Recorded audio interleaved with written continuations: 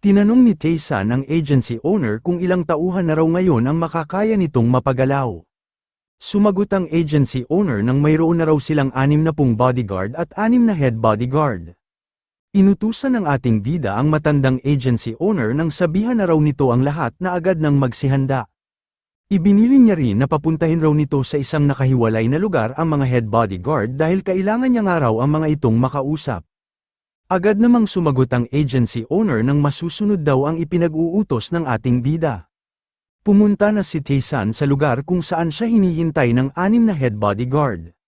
Kinausap niya ang mga ito gamit ang ibang lengguwahe o ibang pamamaraan. Napaisip si Kyung-won kung ano raw kaya ang balak gawin ng kanyang young master sa mga head bodyguard na kausap nito. Masasabi niya nga raw na malalakas ang mga ito para sa trabaho na pagiging gwardya pero napakahina pa nga raw ng mga ito para kaharapin ang mga taga-Zhongli clan. Sinabi ni Tae-san na siguro naman daw ay naiintindihan at natatandaan na ng mga ito ang mga kahinaan na kanyang binanggit.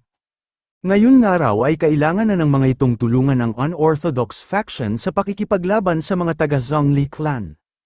Agad namang sumagot ang 6 na gwardya na masusunod nga raw ang utos ng ating bida.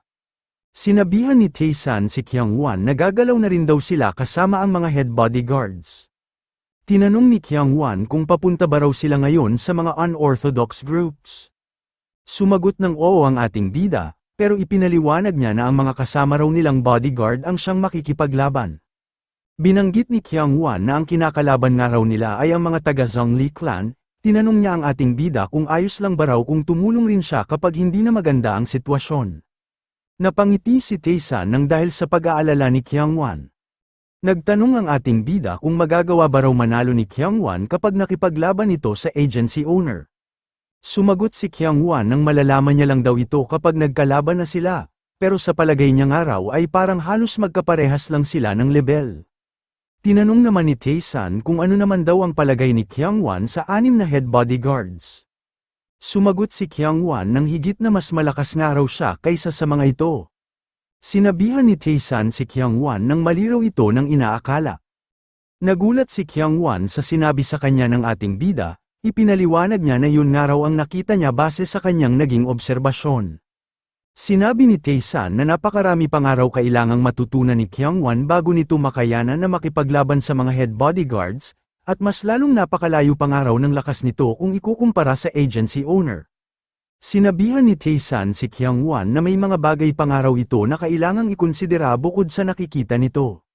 Naisip ng ating bida na nasabi niya nga raw ito dahil lahat nga raw ng hawak na tauhan ng agency owner ay mga miyembro ng Heavenly Demon Sacred Cult. Nalaman niya nga raw ang lokasyon ng mga nagkalat na cult member sa tulong ng ginawang pag-iimbestiga ng Dubi Physician.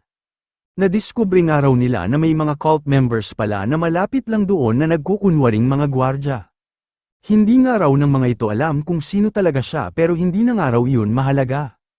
Ngayon nga raw na narinig ng mga ito na may nagbanggit ng mystical moon, ang tanging magagawa na nga lang daw ng mga ito ay ang sundin ng kanyang mga ipag-uutos.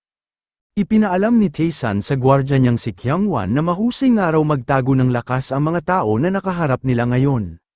Nagtatrabaho nga raw ang mga ito sa isang bodyguard agency kaya ayaw ng mga itong malaman ng iba ang totoo nilang lakas.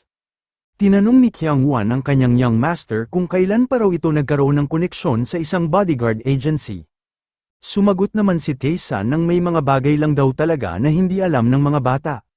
Sumang-ayon na lang din si Kyung-won sa sinabi ng kanyang young master, pero naisip niya na siya nga raw itong mas matanda sa kanilang dalawa. Sinabihan ni Tae-san si Kyung-won ng oras ng araw para magsanay ito sa loob ng isang totoong laban. Nagulat si Kyung-won sa sinabi ng kanyang young master, kakabanggit nga lang daw nito kanina na hindi sila makikipaglaban.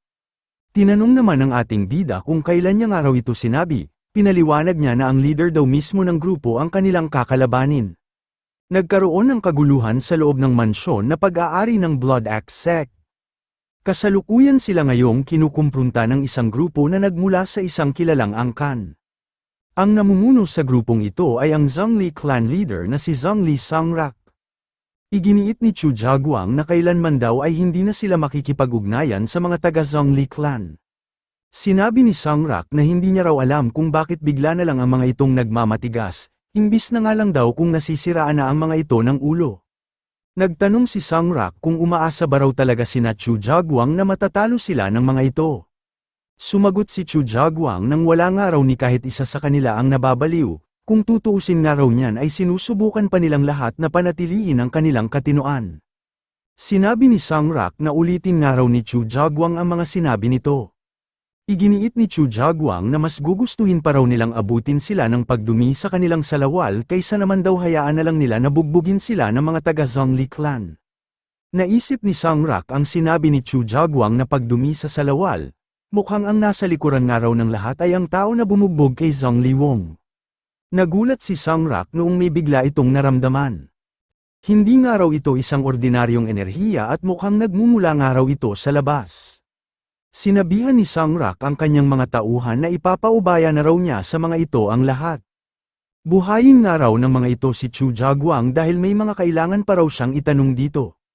Umalma ang Blood Axe sect noong lumapit na sa kanila ang mga miyembro ng Zhongli clan. Naisip ni Sangrak na pakiramdam niya nga raw ay parang mayroong mali. Makailang ulit na nga raw siyang napapasabak sa mga labanan pero ito pa nga lang daw ang unang beses na nakaramdam siya ng ganito.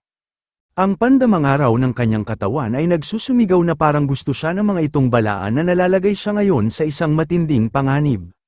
Nagsalita si Taesan at pinuri ang talas ng pandama ni Sangrak. Agad na lumingon si Sangrak sa direksyon kung saan niya narinig ang boses ng ating bida. Sinabi ni Taesan na mukhang malakas nga raw si Sangrak. Kahit nga raw pala nang hina na ang angkan ng mga ito ay mataas-taas pa rin naman daw pala ang pamantayan ng mga nakakatanda nitong miyembro. Sinabi ni Sangrak na mukhang si Byuk Taesan nga raw ang nakikipag-usap sa kanya ngayon.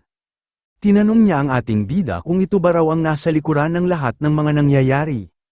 Nagtanong si Taesan kung bakit pa raw ito gustong malaman ni Sangrak, gayong mamaya lang daw ay hindi niya na rin naman ito magagawang maalala. Sinabihan ni Sangrak ang ating bida nang napakawala raw nitong pakundangan para sa isang pipitsyuging tuta. Malamang nga raw ay mapipilitan na rin ito mamayang magsalita kapag naputulan na niya ito ng isa o dalawang braso. Nagsalita si Kyungwan at sinabihan si Sangrak nang hindi na nga raw ito magkakaroon ng tsansang makaharap ang kanyang young master. Napaisip si Sangrak kung sa gwardya ba raw na ito nagmula ang enerhiya na naramdaman niya kanina.